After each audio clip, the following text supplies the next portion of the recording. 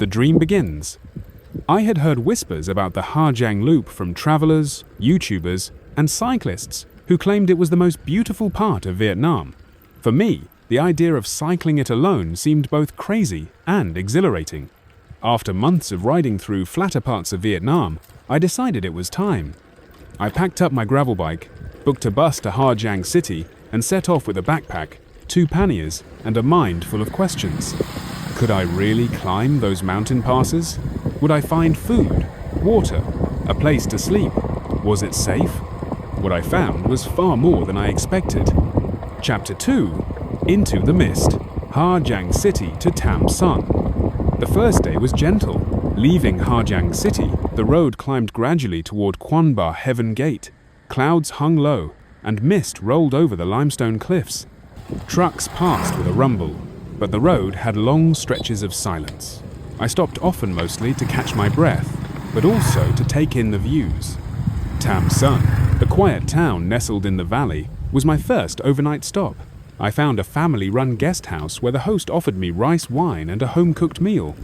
It was simple, delicious, and comforting. That night, I felt the fatigue in my legs but also a growing sense of pride. Chapter 3: Climbing into the Clouds, Tam Son to Yen Min. The ride from Tam Son to Yen Min was where the real climbing began. Hairpin turns snaked through the forest, and every ascent felt endless. I had to push the bike for some stretches. But around each corner, the view stunned me. Hills rolled endlessly, carved with rice terraces and dotted with Hmong houses. Children ran alongside me, laughing and waving. I shared snacks with them, and in return, they gave me pure joy. Yen Min welcomed me with a small homestay and more rice wine. My host's children were curious about my bike and laughed at my attempts to speak Vietnamese. Chapter 4: The Roof of Vietnam, Yen Min to Dong Van Nay. Dong Van is one of the highest towns in Vietnam, and the ride there was the most difficult yet, but it was also the most magical. As I climbed higher, karst mountains began to dominate the horizon. The road was narrower, the air thinner, and the silence deeper. I felt alone, but not lonely. I stopped at Lung Cam Cultural Village, wandered through stone houses, and talked to an old Hmong man who showed me his hemp weaving. With gestures and a few shared words, we connected across language. Arriving in Dong Van at sunset, I felt on top of the world. That night, I walked through the old town and sipped hot corn wine under ancient Chinese-style roofs.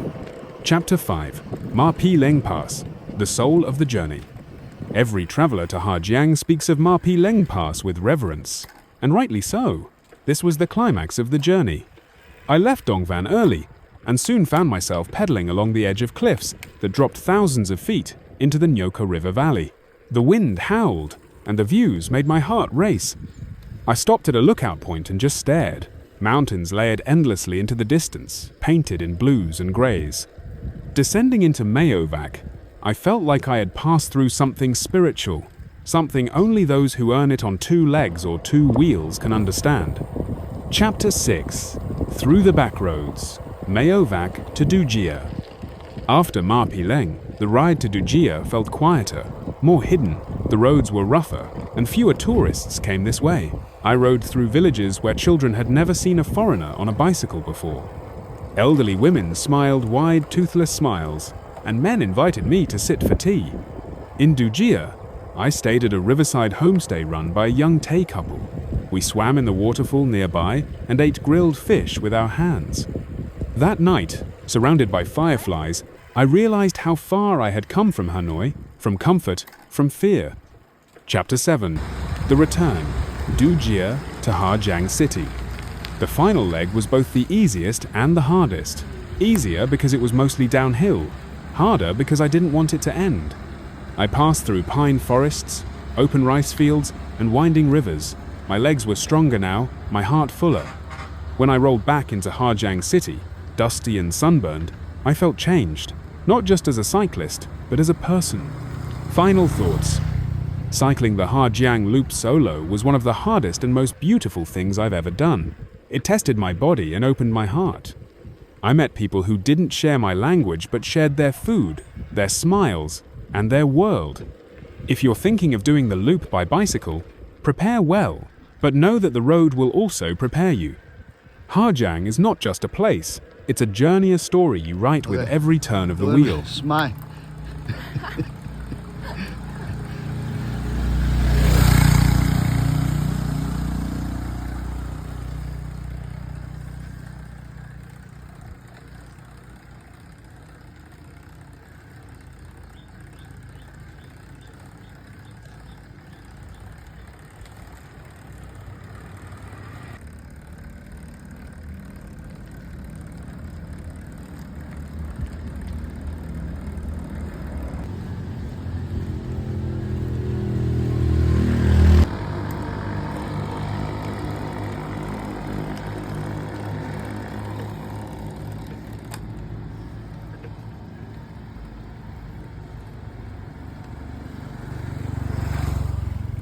Still grow crops though. Yeah.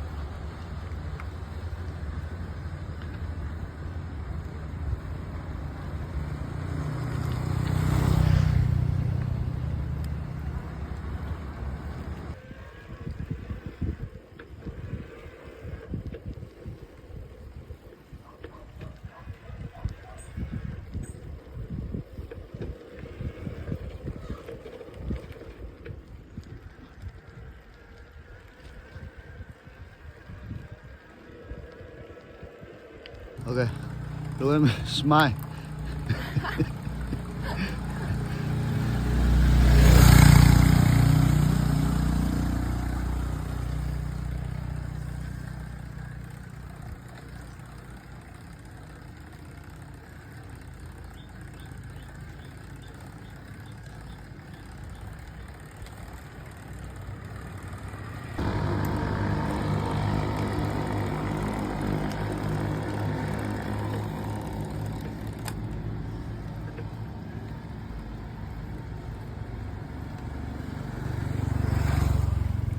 Still grow crops though. Yeah.